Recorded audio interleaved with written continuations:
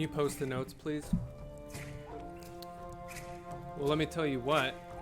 We're going off the grid today. There's no notes. I mean, I have 3 figures in here. And the rest, we're doing it live.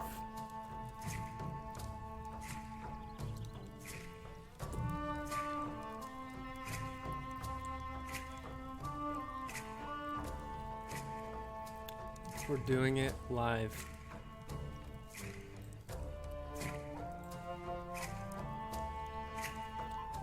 Wow. For make a great nation, Kazakhstan. You better buckle up. Did you guys see Borat 2? Great success. High five.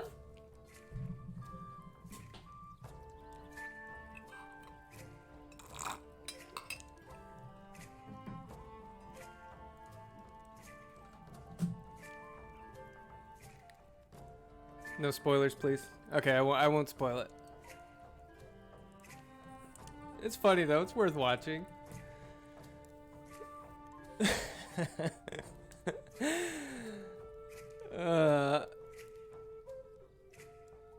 Oh man, I still haven't seen the first one. I need to go back and watch the original Borat. I watched I've seen Bruno. I've seen Who is America? That's a good one. Lots of great characters. Subsequent movie film bring great honor to Kazakhstan. Oh, right, he's in Talladega Nights. Oh yeah, Ali G.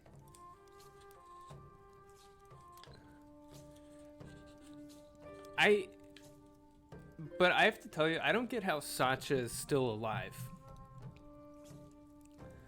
Because how can he troll so many people and just not get pummeled for it? The original Borat is on Prime until November 3rd. Okay, I need the... Oh, his Ali G commencement speech is hilarious. I think I watched some of that. Wasn't it at Harvard or something? And he's up there doing his bit. It's like, how do you get away with this, man?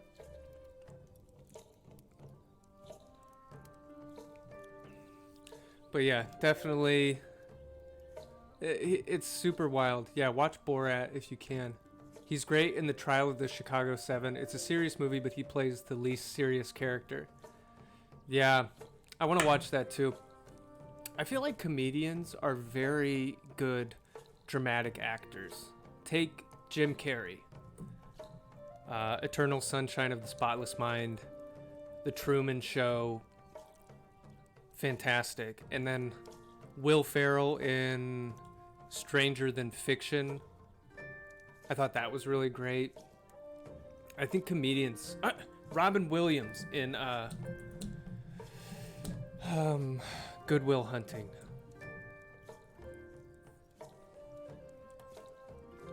Such great actors. Adam Sandler was really good in Blood Diamond. Oh, right. Or not, it's not Blood Diamond, it's Uncut Gems. He's also really great in... Oh, it's a movie with Philip Seymour Hoffman.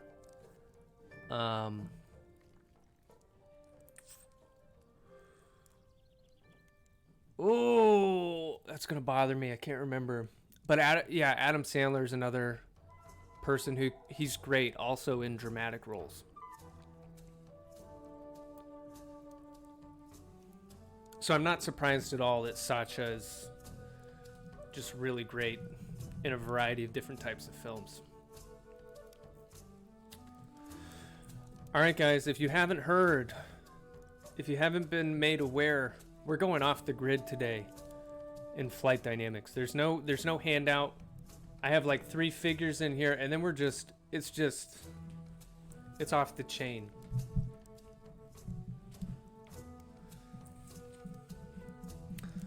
But what I want to do is some root locus analysis. All right.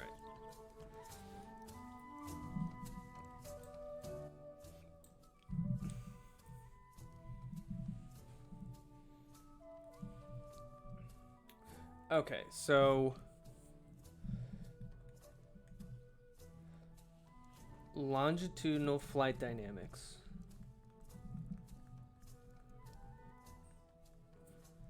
Have 2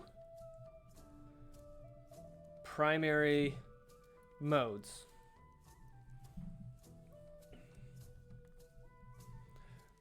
So any like perturbation dynamics, they're going to be made up of a combination of these 2 motions like superimposed on each other. Number 1, do you remember what this one is called? Just looking at the figure of it. This one's the one that's like a roller coaster.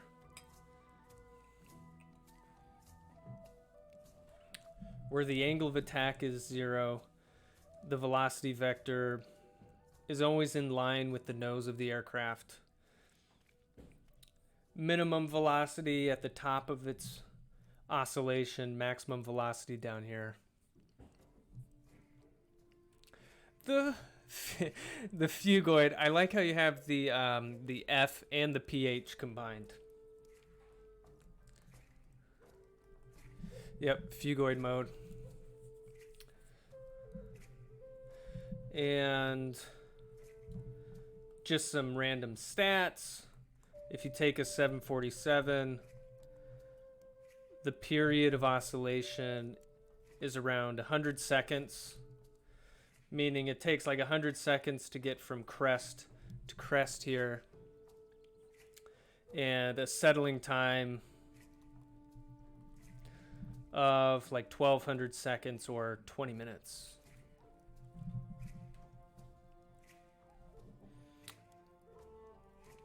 Okay, the second one,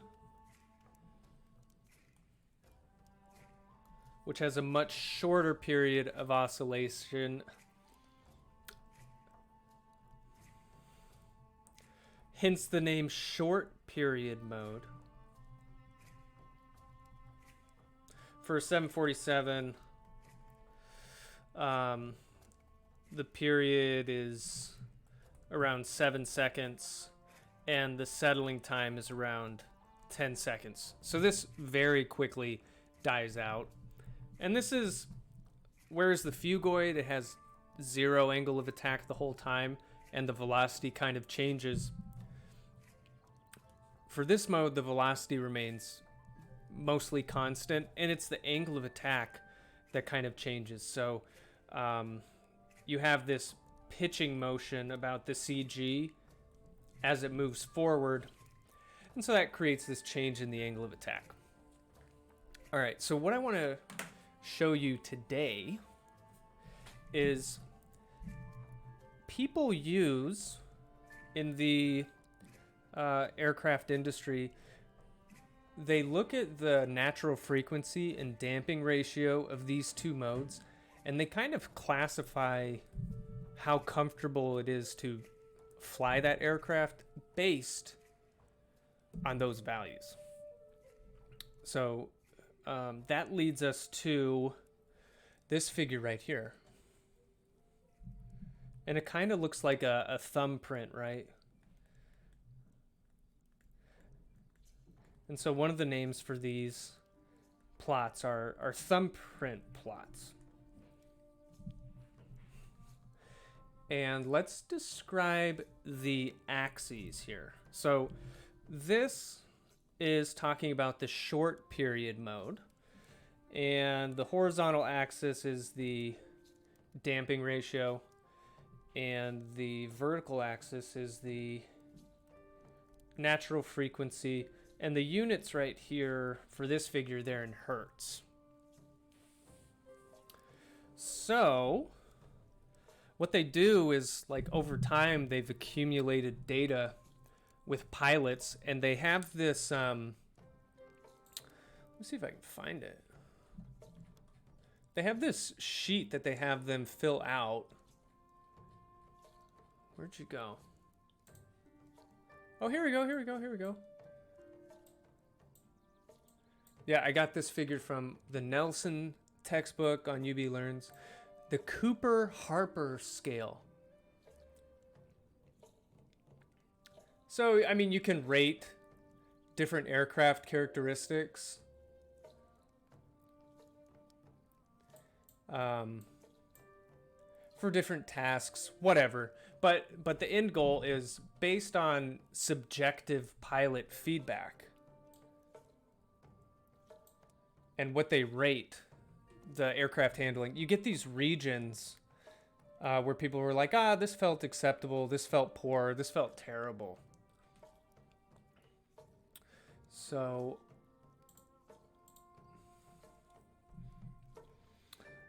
it's interesting because we did, oops, I almost knocked over some coffee. We looked at the 747, right? And we calculated the damping ratio and natural frequency of the short period mode.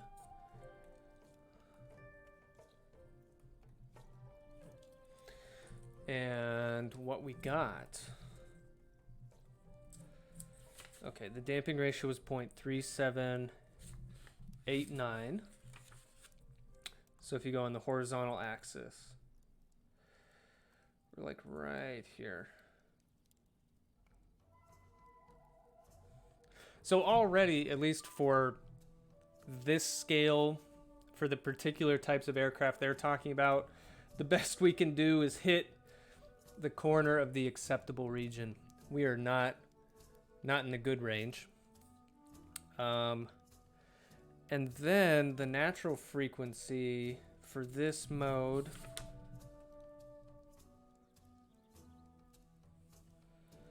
we had 0.9785 radians per second.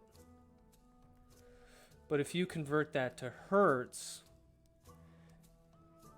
you have to have one cycle is 2 pi radians. And so in hertz, this comes out to 0.1557 hertz.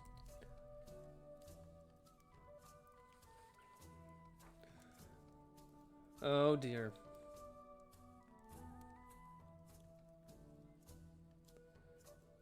Oh no.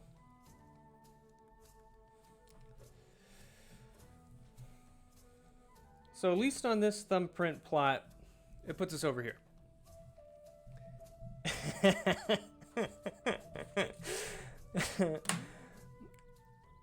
So,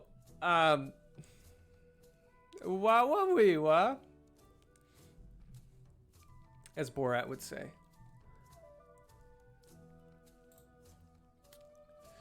So,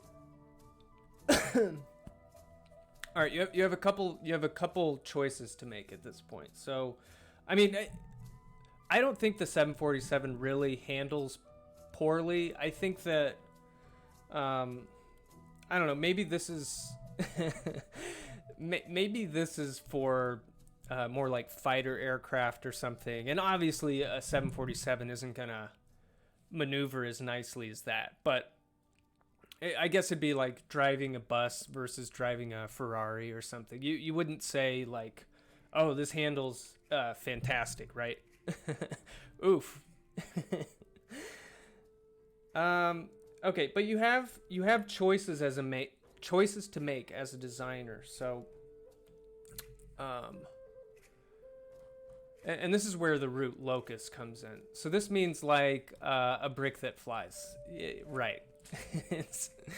it's not the most, I mean, it gets the job done, right? But it's not like the most elegant thing. Okay, so as a designer, if you want to improve handling, You have two main avenues that you can take. If you want to improve handling, there's two main approaches.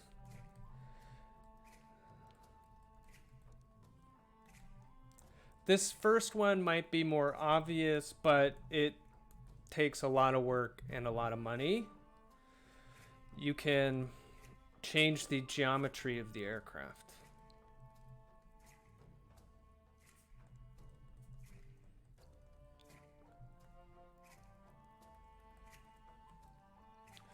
And there might be... The pioneers used to ride these babies for miles. That's what the arrow guy says. And when you change geometry, there's not a... there's not just one way to do it. Lots of aircraft look very different from one another. And they can get you to a similar place. The second... this is probably more popular. You can implement a stability, what we call a stability augmentation system. And basically this is just an automatic controller that is adjusting the control surfaces. Automatic controller that adjusts control surfaces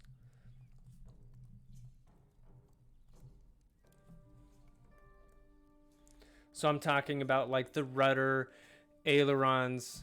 Ooh, UB Math Prof is here, throwing a little Lil Z in the chat. I'll give you a. I'll call you on that. So this is an automatic controller that adjusts the control surfaces. Let's just put all of them in here. Maybe even the thrust in the background.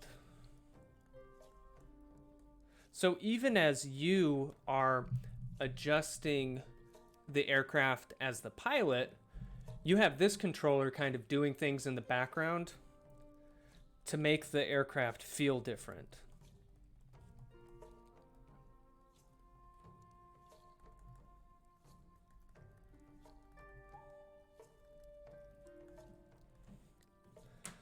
And bring the handling back into an acceptable region.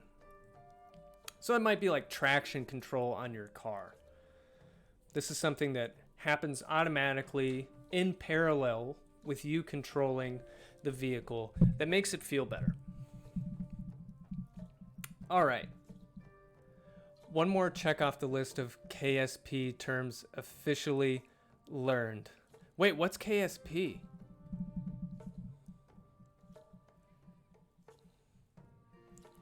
I feel like maybe I should know what. Oh my goodness. Now I'm embarrassed. You guys all know what this is. Kerbal. Oh, Kerbal Space Program. Favorite game ever.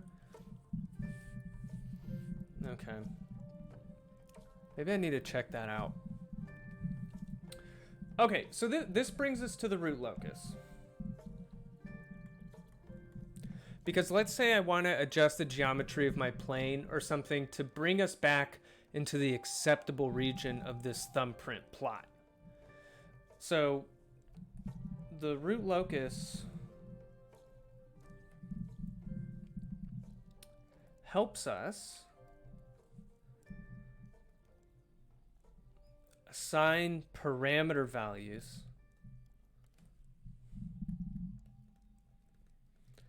to move our system roots to a desired location.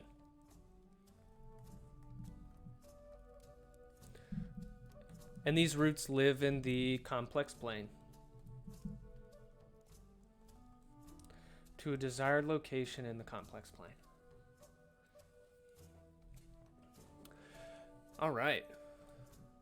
So what I want to do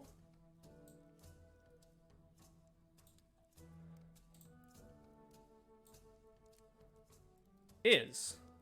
Look at the short period mode. Let's see if we can figure out how to get better flight characteristics here.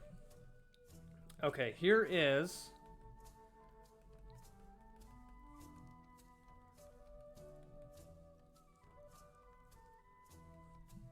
we derived a simplified model for the short period mode.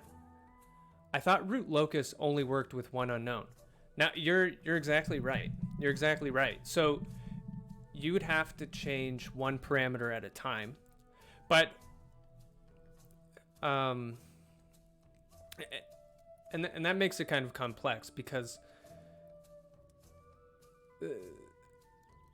there's not a unique solution to, like, if I change the wing area, okay, that'll bring me into the give me the flight characteristics I want. You could change a combination of things. So, but this still shows you how each parameter affects the dynamics. Okay. Let's go to the characteristic equation rather than writing out the whole model.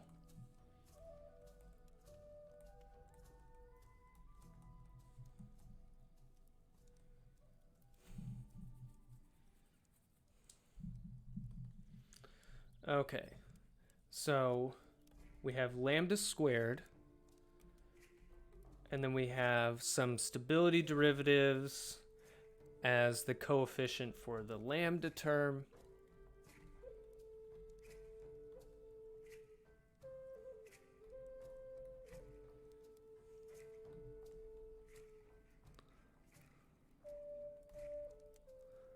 MW U star. Okay. This is our characteristic equation. You solve this for the two roots, and from there you can figure out your damping ratio and natural frequency, right? Okay. So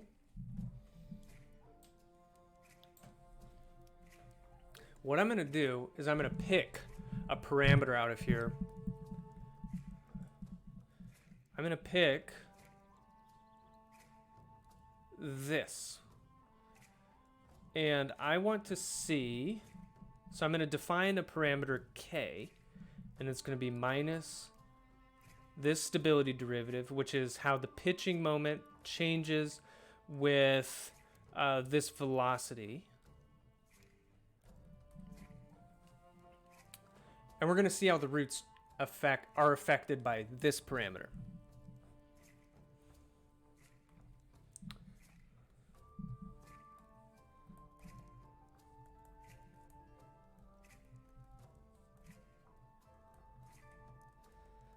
How does system roots change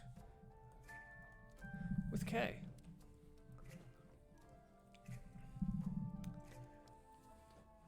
Okay, so we're going to go down memory lane, okay? The first step for constructing a root locus is you have to put this characteristic equation in a special form.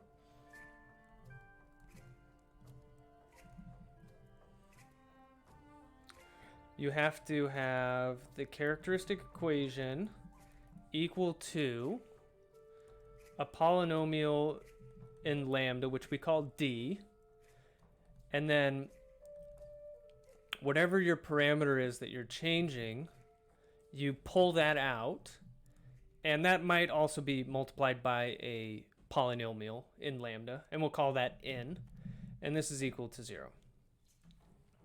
So we're going to put our characteristic equation up here into that format, and that's pretty easy to do. So if we define, so d lambda is everything that's not multiplying with this parameter k. So that's just going to be lambda squared minus ZW plus MQ plus MW dot U star lambda, and then plus this other term.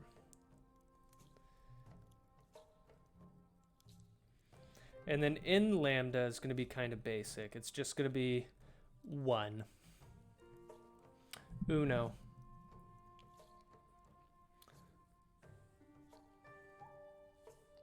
And then k, once again, it's minus mw times u star.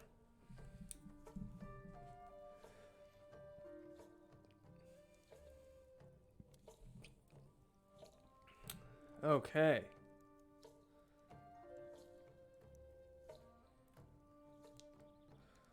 Let's draw a little line down here to make sure I don't go too far off the page.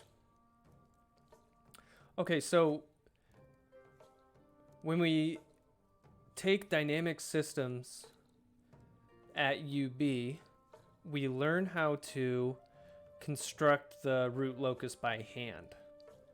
And the reason for doing that is it gives you just some basic ideas in your mind of what the plot looks like without having to do too much detail work.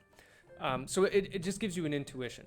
Although most of the time we're going to go into a program like MATLAB, or you can do it in Python and generate the root locus numerically. But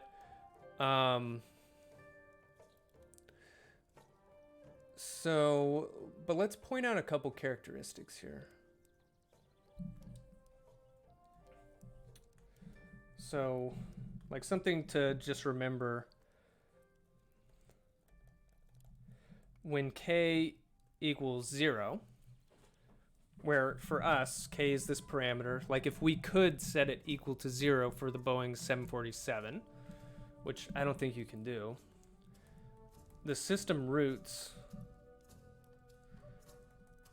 exist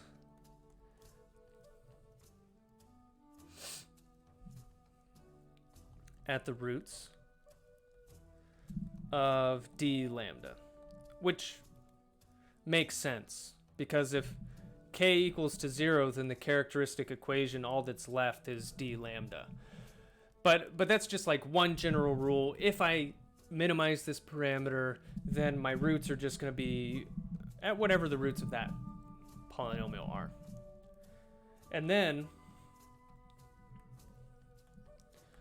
the root locus shows how the roots change as we increase this parameter k all the way up to infinity potentially. So roots exist at roots of n lambda. Well, in this case, n lambda is just equal to 1. And that doesn't have any roots. The roots are what could I set k equal to, or what could I set lambda equal to so that that polynomial would go to 0, and there's no way for that to happen. So that means we're just going to have asymptotes. The roots are just going to keep going off to infinity along some direction as I increase k. So there's no final destination. Let's write a couple more rules.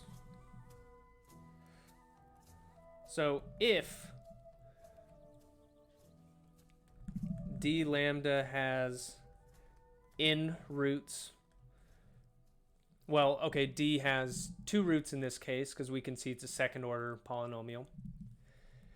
And if n lambda has m roots, well, m is 0 because n doesn't have any roots. This tells us about the number of asymptotes.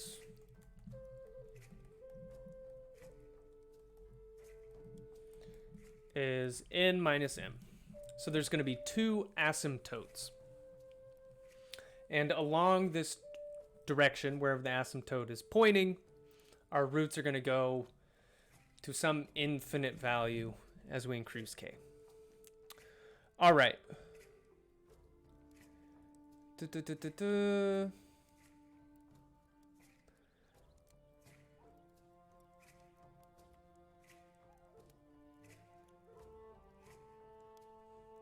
How do you know m has no roots? Or n? So, well, the meaning of the roots is these are defined as polynomials in the variable lambda. The roots, like what that means is what can I set lambda equal to so that this polynomial evaluates to 0. And because n is just a constant, there's no value of lambda that I can apply here that makes this go to 0, because I mean it's not really even dependent on lambda.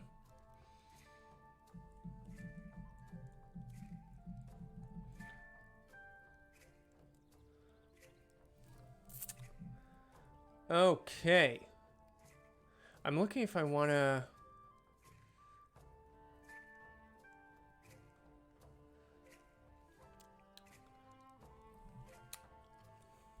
No, we're gonna go into MATLAB at this point. Okay, because once you define these polynomials, d lambda in lambda, you can generate the root locus plot in MATLAB.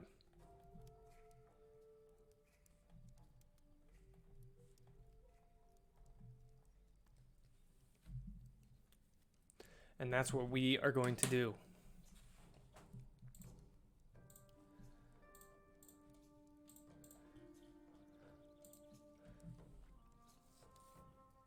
I already set up a little bit in advance here.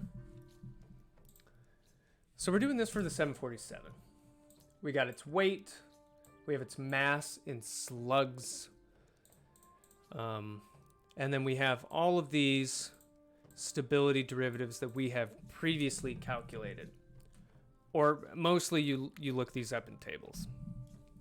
So we looked them up in a table before. This is the full longitudinal flight dynamics model. But we have this simplified short period model. Let's see.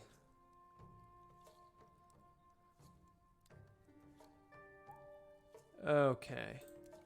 Aha! But right now we're doing the root locus analysis. All right, so going back, we have d lambda right here. Lambda squared minus blah, blah, blah plus zw. So if we go back over here, this term is multiplied with lambda squared. This term is multiplied with a lambda. And this term is multiplied with lambda to the 0. This is how you tell MATLAB, is how you provide MATLAB with a polynomial equation. And then n is just equal to 1. So making a root locus plot then is very easy. You just use the r locus command and you provide the n polynomial followed by the d polynomial. And then I might want to come back and change these axes, but okay, let's run this.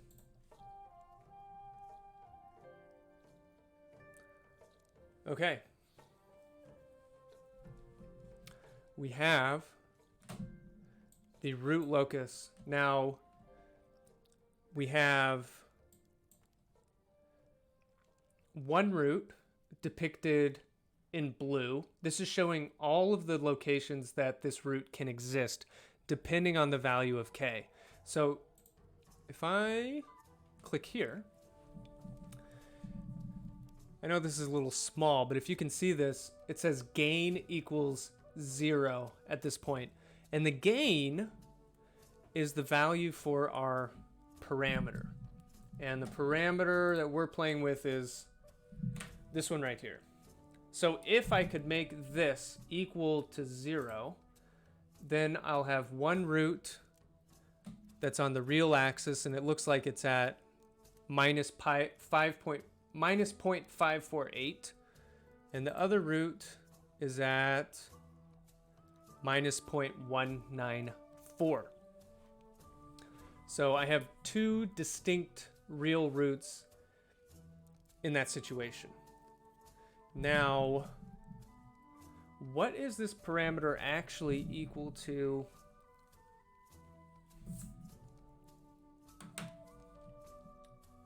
Let's go back here really quick. For the 747, this is equal to, I believe, minus 0.8516. So let's find this on the root locus plot. So I'm looking for where the gain... Can I get rid of this one? Oh no.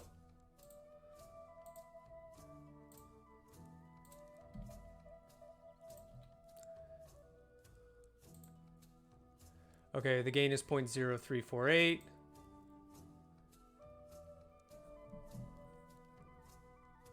.8516. I'm gonna have to go like way up here.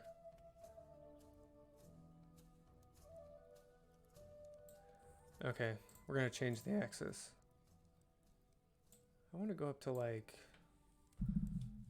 how high do I have to go?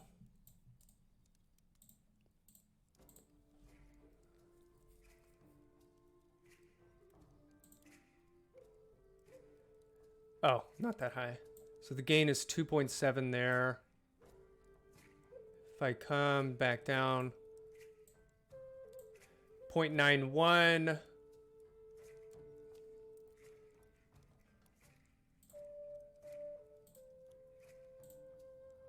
Okay. So, right. So that's where we are, just without changing anything. Can I delete this one? Somewhere around here. The gain's close to like 0.9, and the damping ratio is like 0.3, and the frequency in radians per second is close to 1, but that's like 0.2 hertz, and that puts us in like an unacceptable handling region. Now, let me...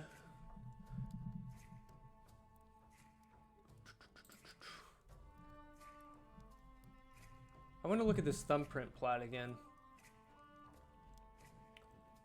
If I want to get into the acceptable region, I need to pump my natural frequency up to around 0.5 hertz.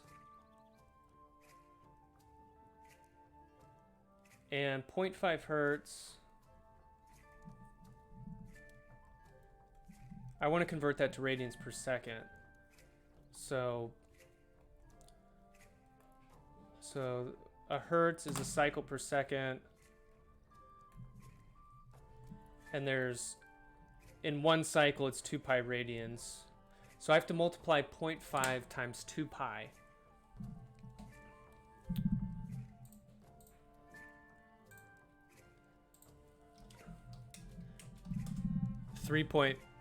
Oh, I should have known that. Oh my goodness. Half of 2 pi is just pi. Yeah. So, as I move this up, this frequency right here, I want to get that to like pi. Wait, is this as high as it... Did it not calculate the root locus for anything higher than this?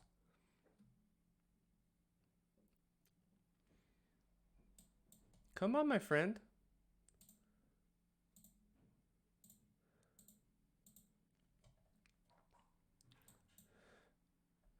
I think we have to tell... Okay. Let's check this.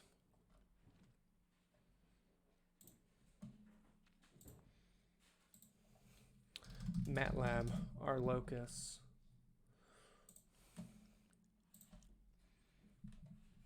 How do I make sure that the gain goes high enough?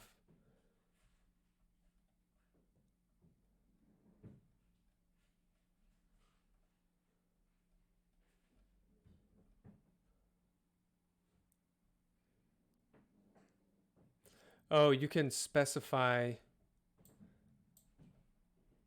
the gain values.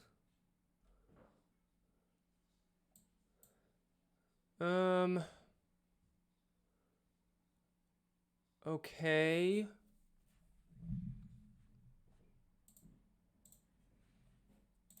Okay, we'll try that.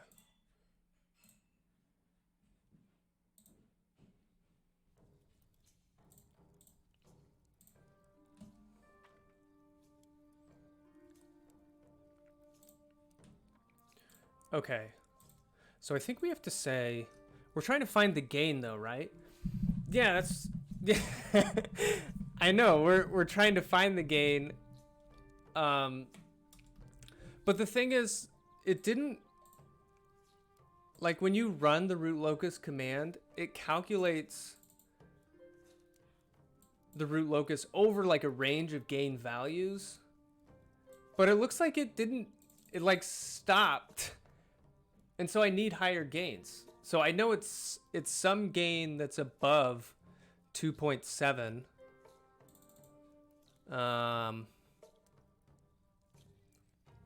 Let's just try it. Let's try this real quick. We're gonna say that my system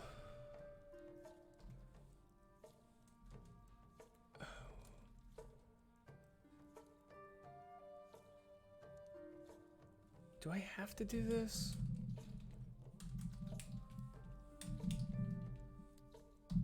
Because I think I have to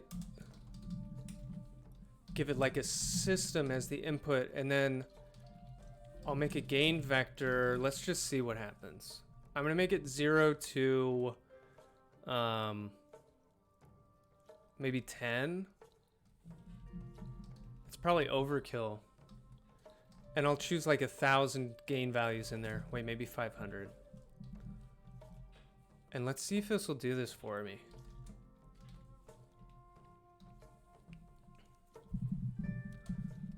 What do you guys think? Please?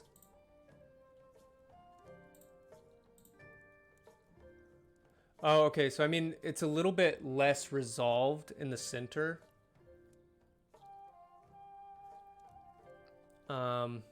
But I need stuff up here on this axis anyways.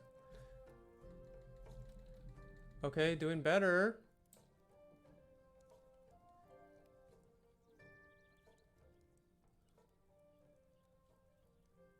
Oh.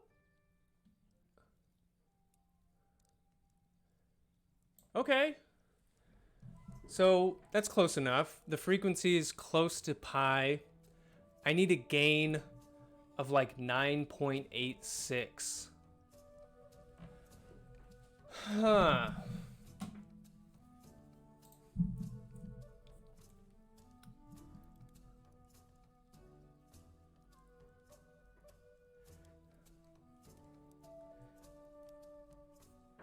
And that's what the root locus is telling us. If I want to bring the Boeing to that acceptable region, I would need minus MWU star equals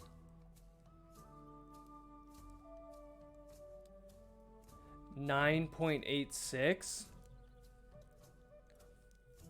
But that's multiplying it by like 12 times or something.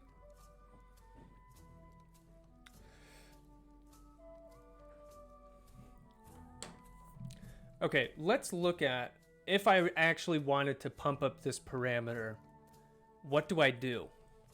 Now we have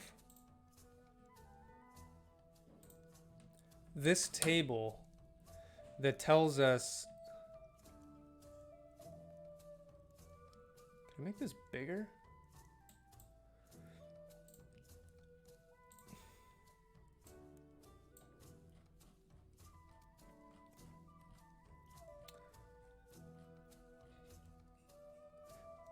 Strap some rocket boosters to it and make the U star super high.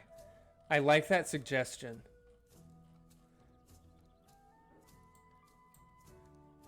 But I think we may find that it's not a feasible thing to do. Okay. So one option is to change U star, but let's just say we're not going to do that. We're going to play with this MW parameter. So if we want to increase this something like 10 times, one option that's not very feasible, you could take the area of the wing, S, pump that up. Big wings, baby. Probably not ideal, okay?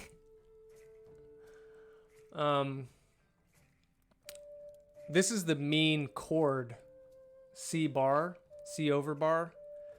So that's the kind of the width of the wing if you're looking at it from the top. This mean chord for a Boeing is around like 26 feet or something like that.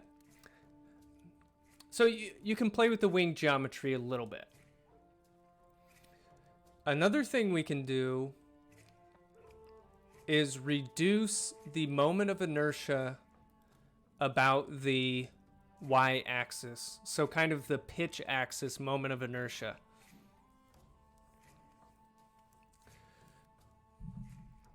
Guys, I have a great solution.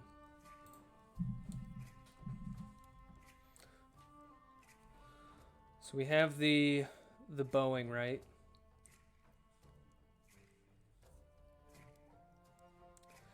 To decrease the inertia about the CG, we know that we could shorten it.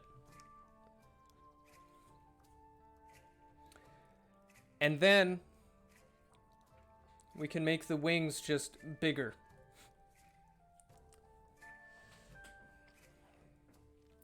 Probably not going to happen, right?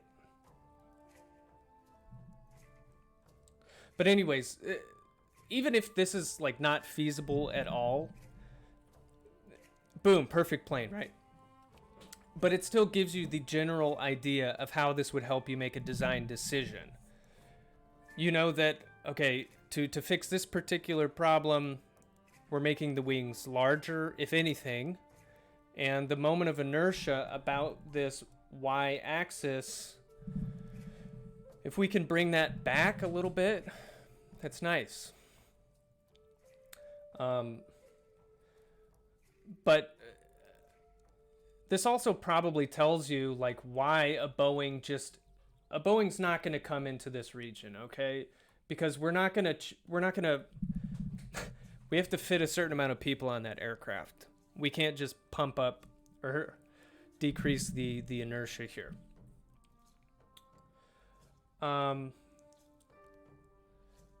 Something that I want to point out though.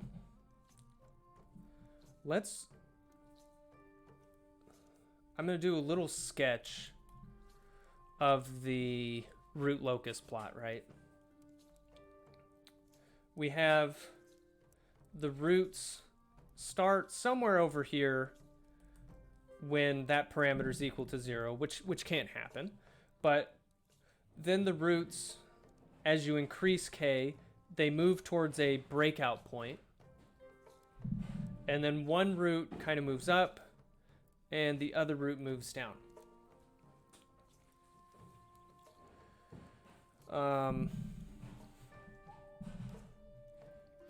want to show you a little geometry thing that gives you a little intuition about this kind of figure as well.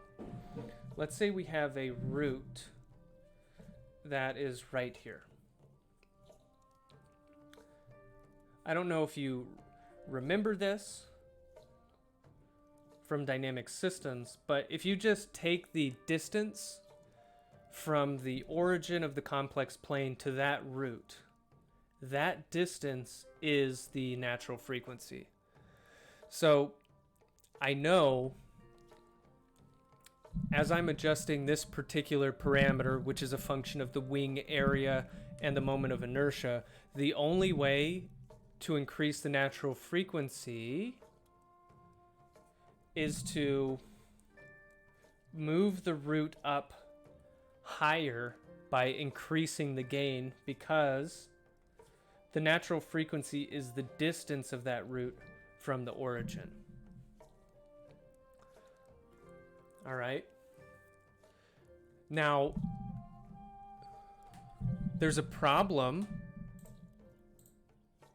There's a problem here.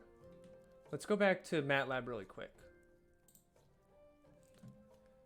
I don't know if this is too small for you to see, but the damping, if I move the root up here, the damping is now 0.117. The damping ratio. And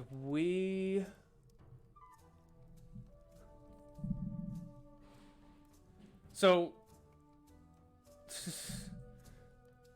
even if I did this, it's still going to be in the unacceptable region.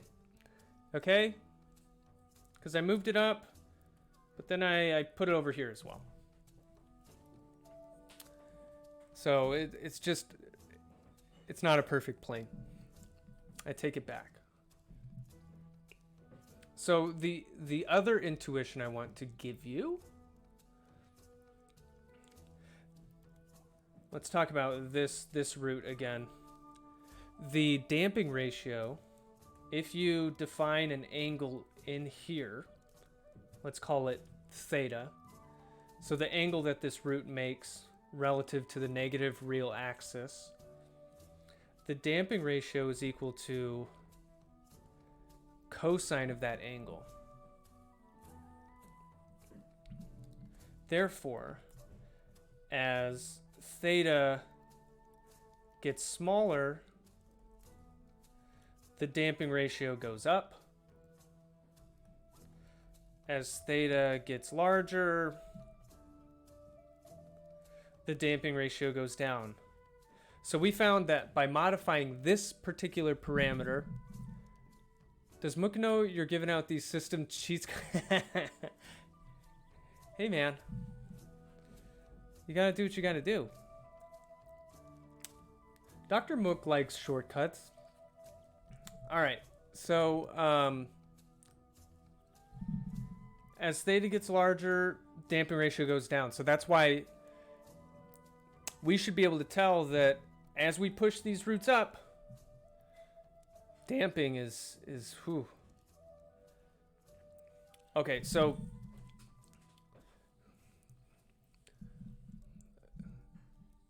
Dilly says, I didn't know any of this.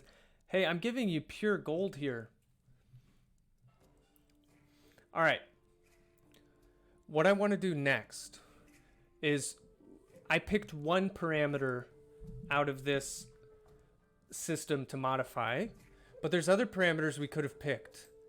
And there's another one that I wanted to focus in on. Where did you go?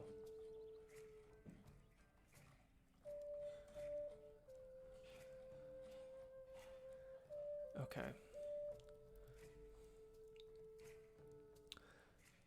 MQ.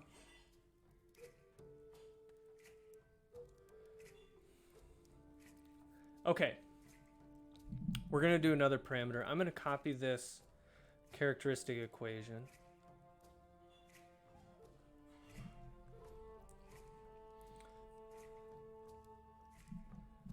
Because this parameter that I'm going to pick next, it allows us to modify the damping ratio without changing the natural frequency so much.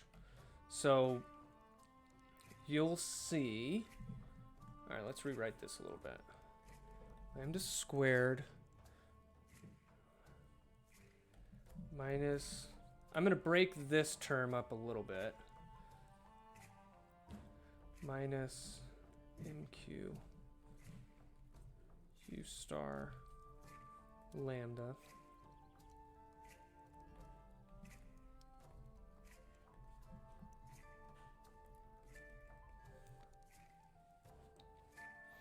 and I'm going to pick this as our new parameter to change.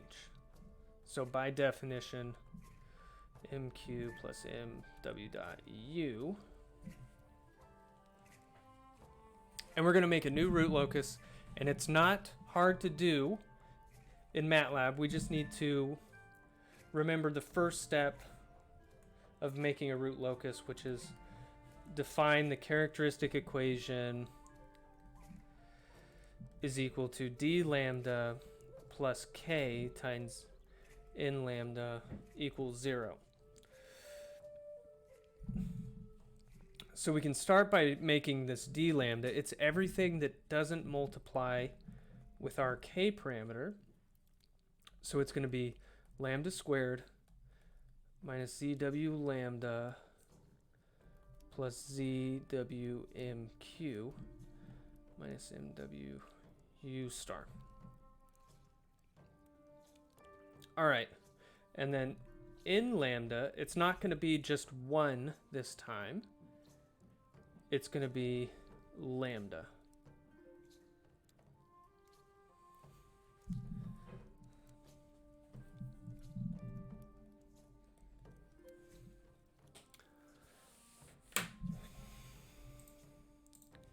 Let's see if the root locus will be agreeable with us.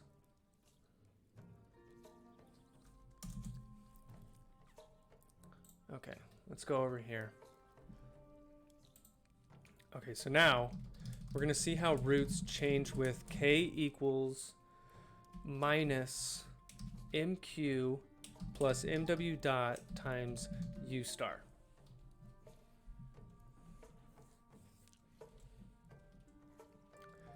So d is going to be 1 minus zw times mq minus mw times u star. And n, now I have to do 1, 0. And this will let MATLAB know that it's lambda plus 0 times 1. If it happened to be lambda squared, I'd have to put like another 0 in here. But it's just 1, 0. Okay. What I'm going to do is I'm just going to try the regular root locus command first and see if it naturally picks values that do a nice job for us. Ooh. So a different shape. A different shape. I want to try something. Axis equal. And we will evaluate this command. Now the reason I did axis equal is to show you something. This is a circle. And so any points on here are equidistant from the origin. What does that tell us about the natural frequency of these points along here?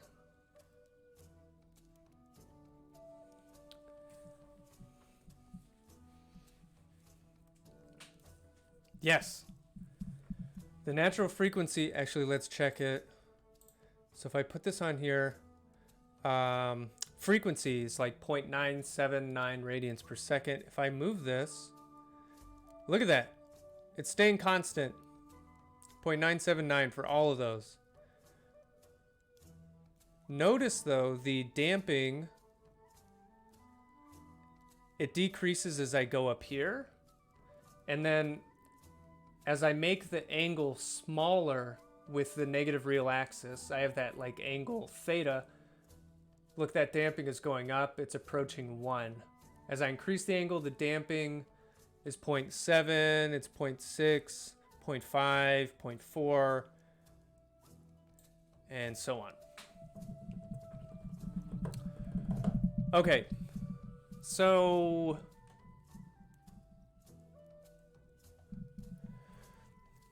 I want to see where is the Boeing right now. So I want to calculate this parameter k just as is. So we'll go back here. And I'll call this like, we'll call it K1.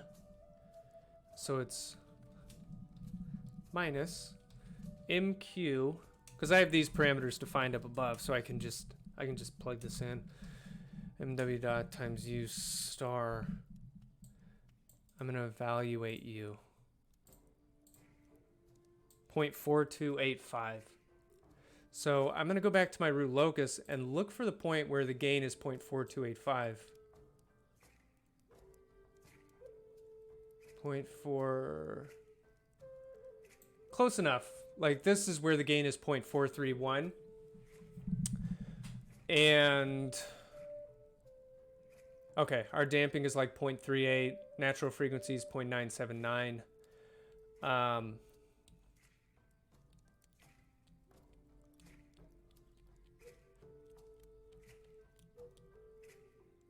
I just had an idea. So we know that with this other parameter we were changing, if I increased that parameter, it would increase the natural frequency, but it would make the damping go way too low. So what if I set this parameter equal to whatever, this large value that makes my damping too low?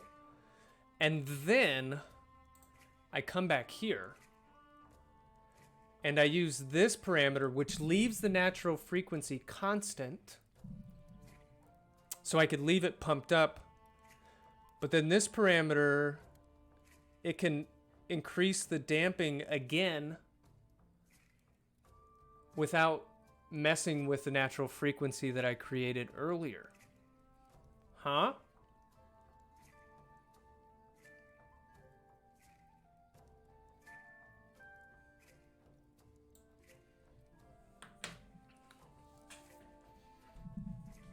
Okay, I think we can try this really quick.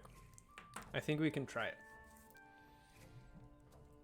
I just want to give you a flavor for how the root locus can like give you this capability. So this first one, I got to go back down memory lane here. I wanted to do this. But let's say I don't touch U star. Let's leave the speed the same. So what if I say MW is minus 9.86 over U star? I don't know why I wrote out star. What if I change it to that? Oh. I'm scared of what this is going to do. MW. Okay, this is what it is originally. And what if I comment this out? And I assume that I really reworked the bowing. If my crazy plans panned out and the wing area increased tenfold and the length of the aircraft decreased in a similar manner, and we just threw out all of the passengers. Okay, if I do that, then I want to come back to this root locus. But MW appears in here again, and I just messed with MW. So maybe, I don't know. We're going to see what it does, though. Kind of scared. All right, let's just run this.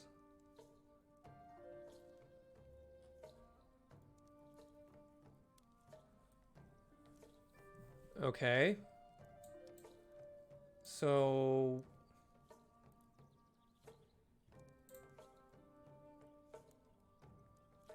oh, look at the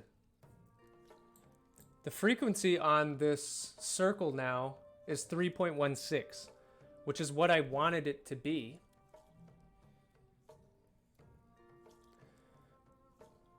But then if I want to bring the damping back into the sweet spot. What's the sweet spot again?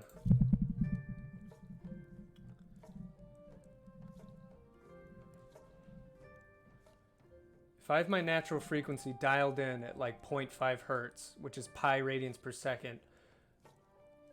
Whoa, can I get my... Can I move my damping into the good? That's 0.8.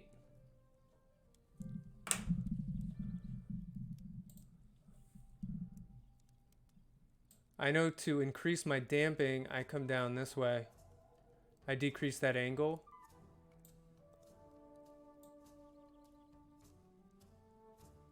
.8. Okay, close enough. 0.786. And to get there, my gain has to be 4.65.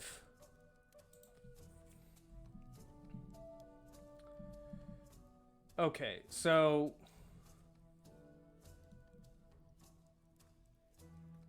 if I set U equal to 4.65...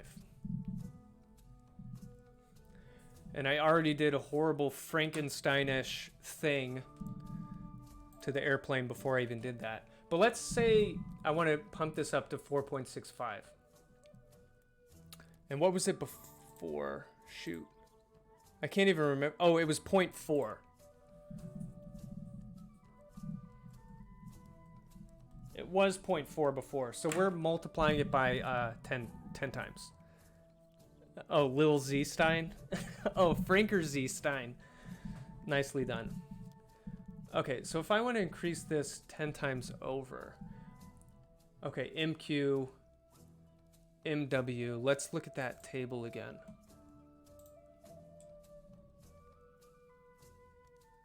Let's look at MQ first.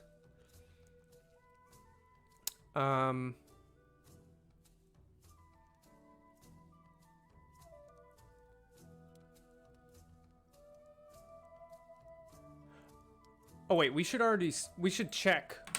Sorry.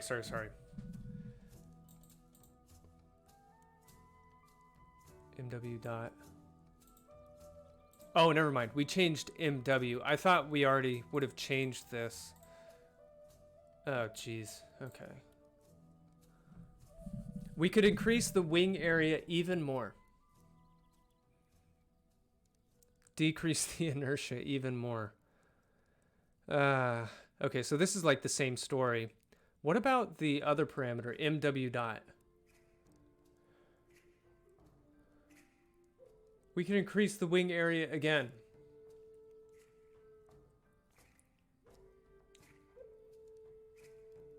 Goodness gracious.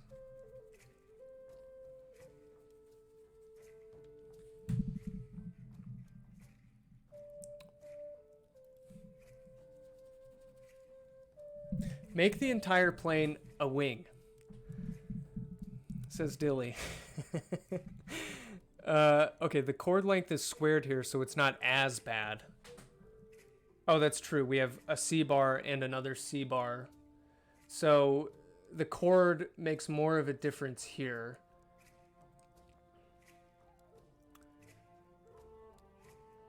Now, this... We also haven't talked about these terms. How the pitching moment changes with the... This is CM alpha dot, so that's the time derivative of the angle of attack. These parameters depend on the airfoil.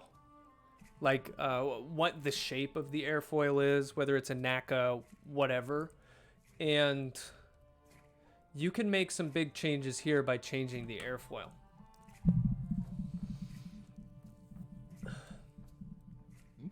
Same over here. So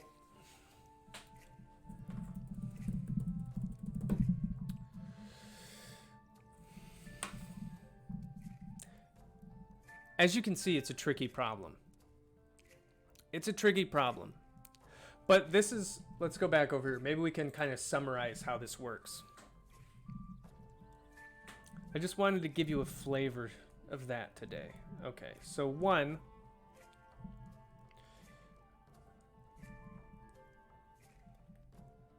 for a flight mode. So for example, we looked at the short period.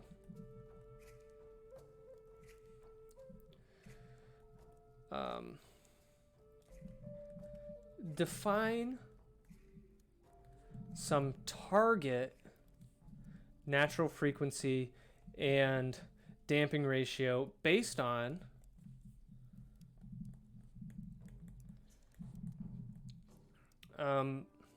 pilot preference.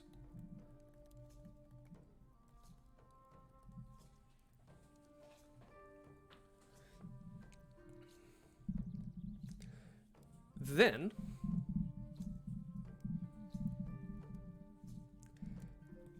using the root locus,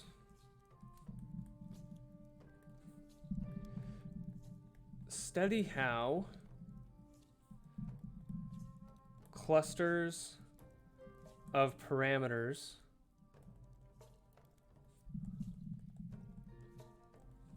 affect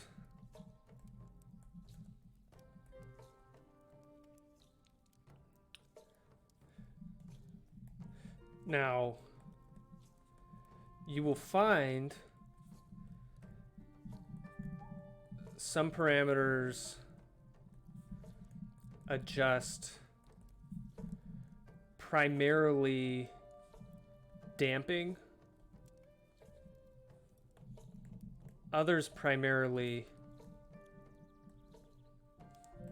adjust the natural frequency. So we found one parameter that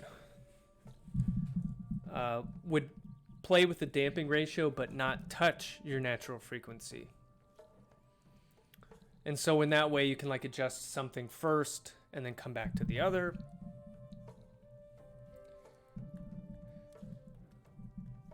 Go to a table that connects the coefficient to physical parameters. For example, wing area, mean chord, and maybe something like this in here. I'll throw that in because this is related to like the airfoil itself, because you can also change that shape. And from here,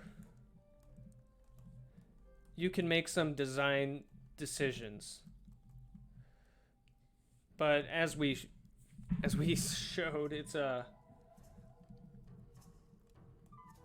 complicated. There's not just one solution, and changing one thing affects other things.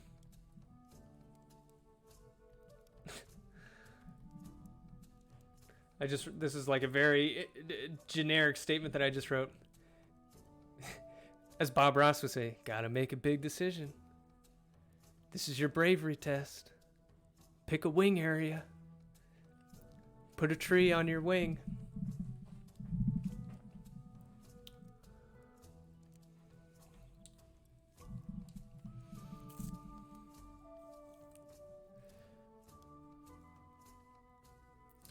And this is why that might increase drag if you just put a huge evergreen tree on the wing. I mean, it might, but not very much, right?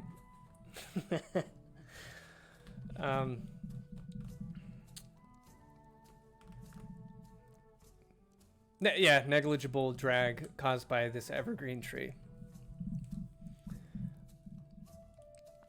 So yeah, aircraft design is tricky. I think that rarely, if ever, do you start an aircraft design from scratch. You start from an existing aircraft. People iterate on this stuff in wind tunnels like crazy. It is not straightforward to make an informed design decision, but you can have general rules of thumb like the wing area affects the dynamics in this way. Like does it decrease the damping? I don't know. Pine trees are pointy, so if it's facing forward, it should be fine. Right, I think the coefficient of drag of a pine tree pointed into the wind is around 0.01. Maybe an oak would do better, less pine needles to get stuck in the engines. Oh, jeez.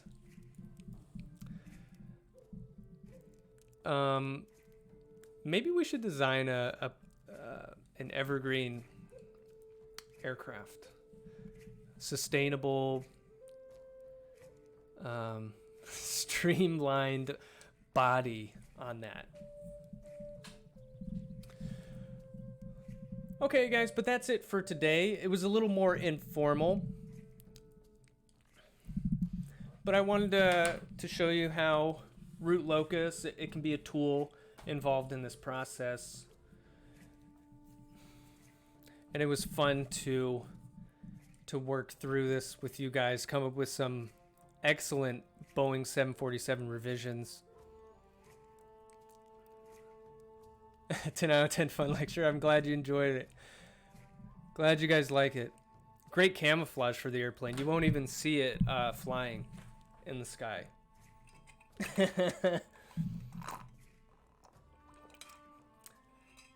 Shout out to UB Math Prof. Thanks for hanging out. You're teaching a couple calculus courses on Twitch right now, right?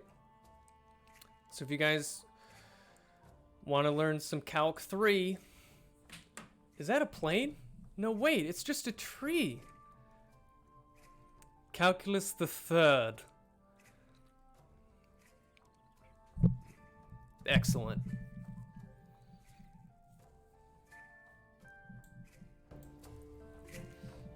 Excellent.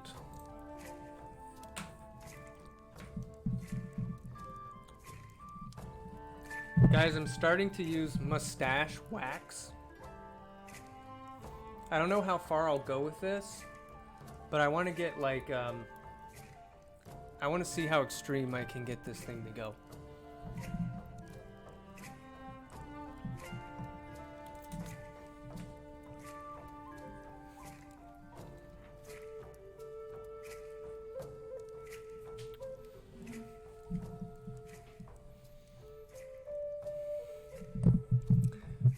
Thank you, Fridays.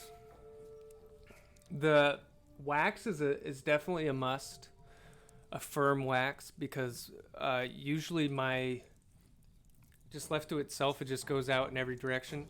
Oh yeah, Mark, you gotta come over. I have this huge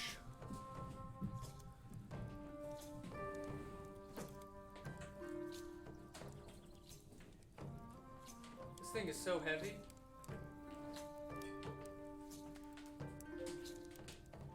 Oh wait, hold on a second. I'm gonna get something.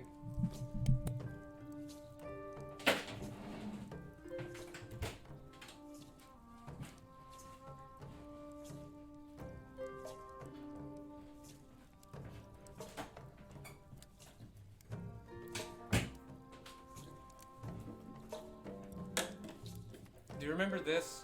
So this is a ukulele bass. I'm gonna plug this in.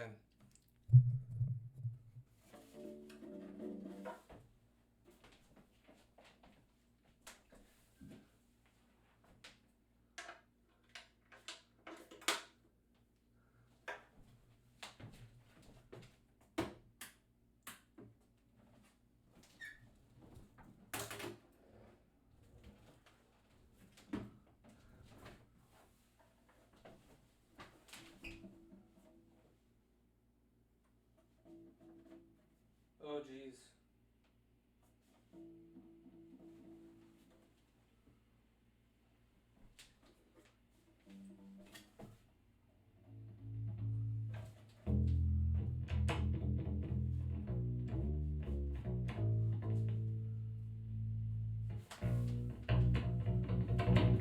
Can you hear that bass?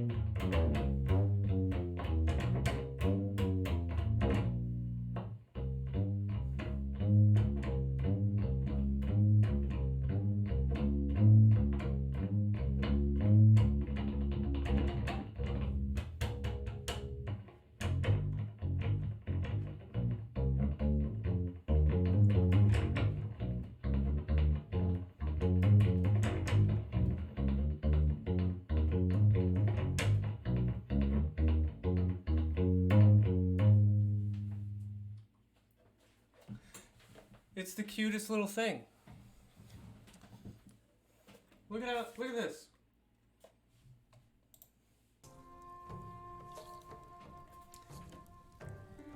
I want to see a heavy metal band where everyone uses only electric ukuleles.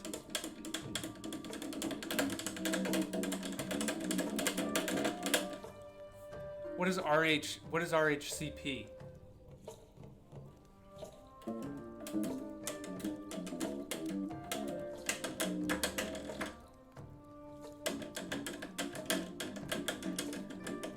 Oh, chili peppers. I don't know any chili peppers on the bass. I wish I could be like Flea.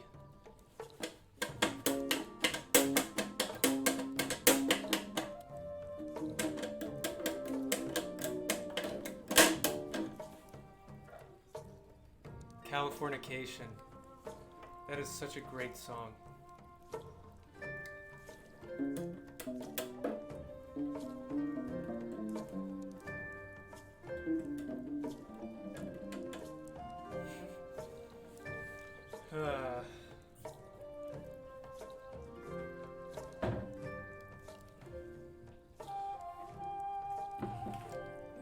Yep.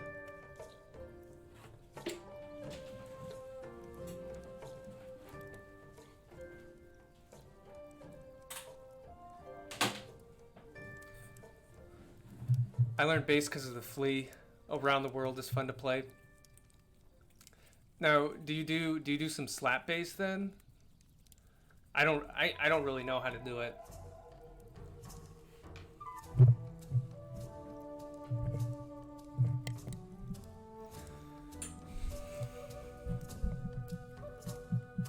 You learned bass because of Paul McCartney. You don't like the Beatles though.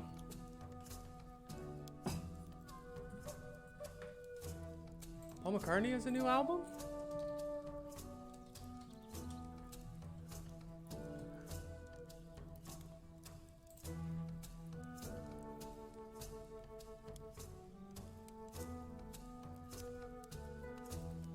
McCartney the Third.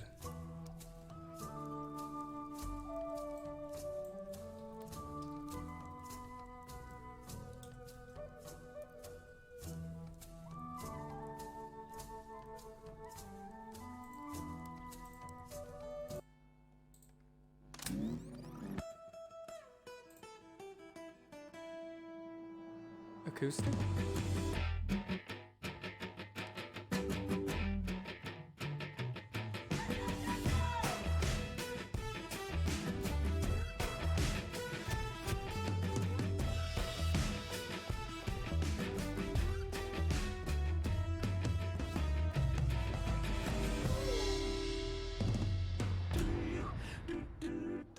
Ooh. Cool.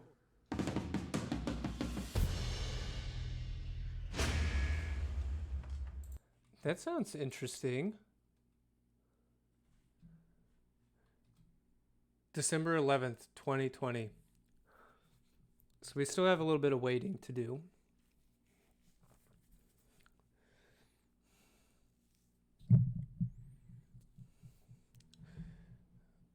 One of my favorite Paul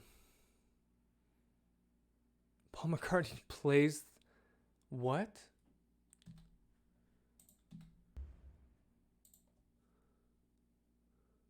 Yeah, I know. I like Black Eyed Blonde by Red Hot Chili Peppers.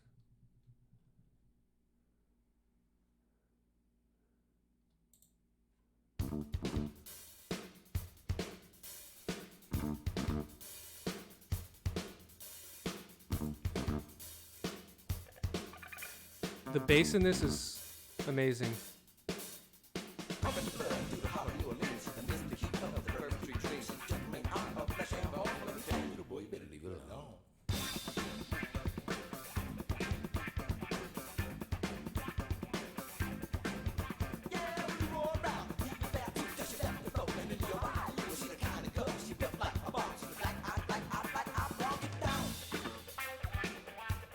Yeah.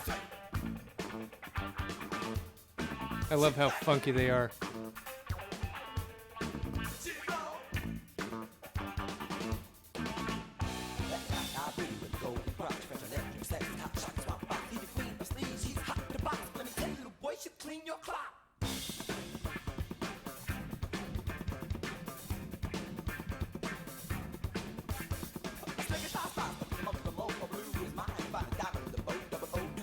Waka waka waka.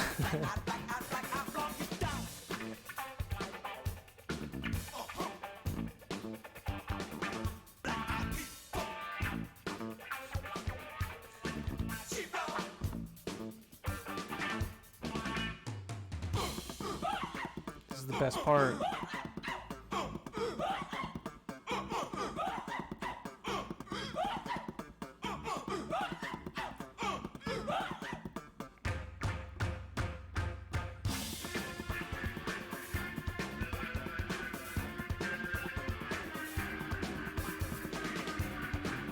Yeah, their sound has changed so much.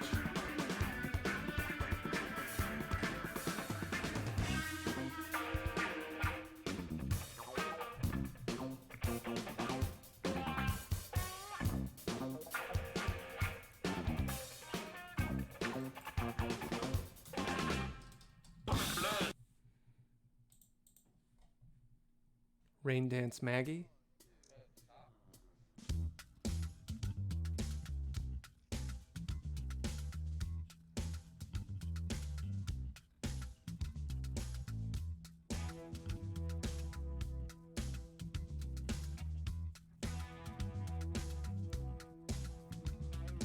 Lipstick junkie debunked the all-in-one. She came back wearing a smile,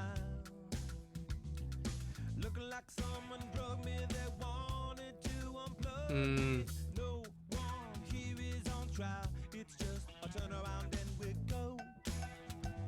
Oh, well, and we go. Tick tock, I want to rock you like the 80s. Cock blocking isn't allowed. Tugboat Sheila is into memorabilia. Who said 3 is a crowd? We bet to get it on the go. Hey now, we've got to make it rain somehow. She told me to and showed me what to do.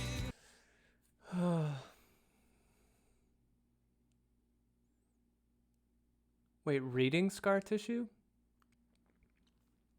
Do you mean listen to Scar Tissue? Or is that like a memoir or something?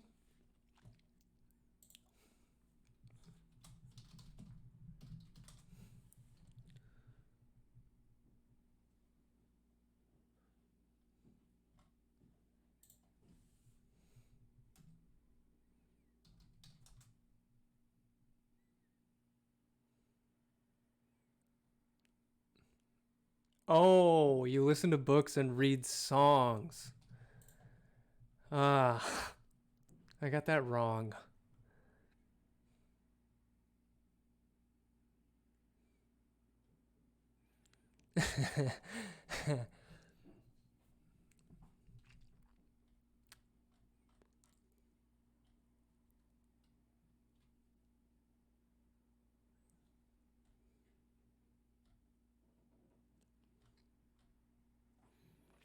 Ooh, I gotta go to office hours, my friends. Oh, Anthony did an autobiography. Yeah, that's what I figured. All right, everybody. Thanks for hanging out. UB Math Prof. Good as always to see you. Arrow guy, thanks for listening to some Chili Peppers with us. All right. Adios.